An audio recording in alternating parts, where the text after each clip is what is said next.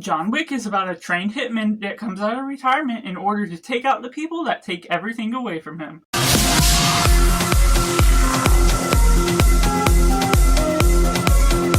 Hello and welcome, Cinema, where we focus on the film. I'm Josh, this is Simply Cinema. Let me know down in the comments below what you think of John Wick, the first movie. As we lead up to Ballerina, I'll be reviewing all the movies, so make sure to like this video if you enjoy it, subscribe if you haven't already to join the film culture community, and not miss out any of the features reviews that I'll be reviewing for this leading up to Ballerina, as well as all the new releases that I can get to just as well. And getting right into the positive, John Wick is a visceral action piece that really dives into action in all the best ways. The way they do the stunts, the choreography, it's expertly crafted because we got David Leitch co-directing this film alongside Chad Stileski, and David Leitch is a stunt man himself from the past before he became a director, and for the feature debuts for them coming onto this film makes this to be one visceral ride, to which the writing is great in the way that they dive into some meanings behind the man that is John Wick. And John Wick inherently has a sense of protection to his character that you just enjoy the sort of substance of disbelief, the way you're going about all these different character plot lines that dives into the world of John Wick in a way you don't quite expect, making it feel down to earth in one retrospect, but still being expansive within the environment, the way they take on this whole new worlds, the idea of Hitman, the Continental being a hotel that you explore in a neat sort of fashion. But the first 30 minutes of this film matters so much because it goes rather quickly, and this is one of the action films that almost feels like it could have used the excuse to make it 2 hours or longer just for the sake of how it builds upon some of the tension, but it's almost better in the sense that it subtracts some of that time being able to go along a rather simple narrative that still has a substance of meaning to the plot and the characters as a whole, how we're dividing our attention with John Wick as a character, his revenge thriller story throughout this, while also having some emotional strides with the resonance of the loss of his wife, certain aspects of what's being taken away from him, that goes about this emotional gravitas that has a weight on the story as a whole, despite going into a lot of fun, a lot of entertainment by the action choreography that all leads on throughout, going through car chases, on foot chases, going through multiple jumps and other things, which doesn't let up throughout most of the film. And even in the slower moments, certain aspects of the exposition, it feels well-meaning and goes about in a smart way with its writing that keeps you constantly captivated by the mannerisms of what you're exploring with the world, that keeps things interesting, goes you into multiple settings, whether it's the Continental, going through the streets. The lighting as a whole is really well crafted and makes it feel entertained in a way you're understanding these characters, understanding this world in a new cultural setting that makes sense within the world of Hitman that they're really taking an introspective look into, that manages to really craft something special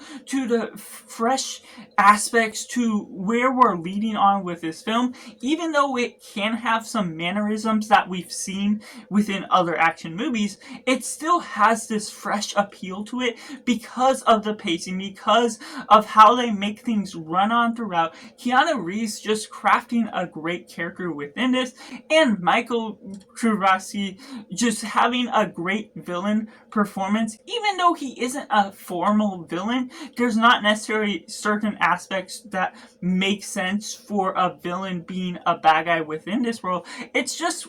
people ending up on the wrong end of the gun with John Wick, and those that don't know John Wick, the ones that underestimate John Wick, adds in a nice style of humor that flies under the radar for the nature of what they don't know about him, and how that pays off with an ultimate turnout that really delivers on the action because of all the ways you rewatch this or watch this for the first time, and you're rewarded by the mannerisms that constantly pay off a sense of humor that's also just really cool and appealing to look at, to watch the things where you suspend your disbelief, but you're really digging the ways they're pulling it off and constantly reminding you that this is the type of film that it's trying to be, despite all certain aspects of the plot armor, it flowing on throughout, building upon the stakes and the stunts as a whole, that even though you're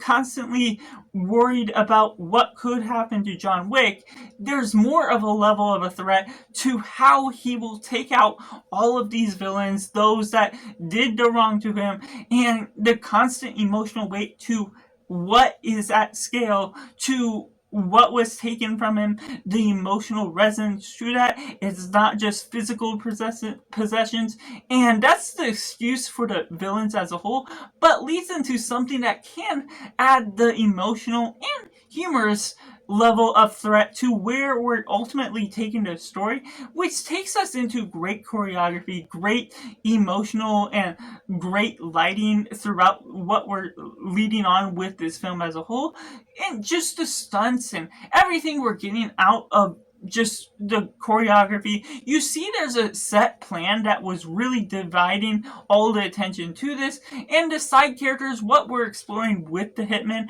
within the Continental, the different rules that are divided. You're thrown into a middle of a story in one regard because this is after John Wick has retired,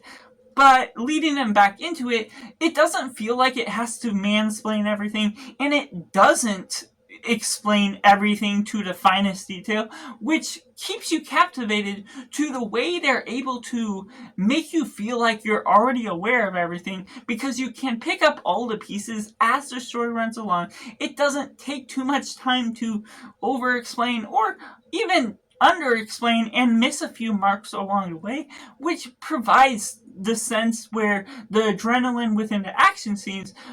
keeps you captivated throughout all the dialogue scenes that still mean a lot to where we're taking this world building as a whole. Which takes me into the mix elements. There's of course going to be some parts where the suspension of disbelief will lead some people to be a little ticked off by some things, how the plot armor is ultimately paying off with John Wick. Yes, he has a bulletproof vest, but there's aspects to that where he falls, or there's certain things where it's taken too far, and you may not necessarily love the fact that he can get back up on his feet, not act like he's wounded at all. So the way that all comes about can be a little subsequently unofficial to the way you're asking this story to take about as a whole. And of course there's some villains, certain aspects that I talked about, that you're not providing a complex story that's fully fleshed out. There is some meaning behind some of it that you can dissect and take out of what you're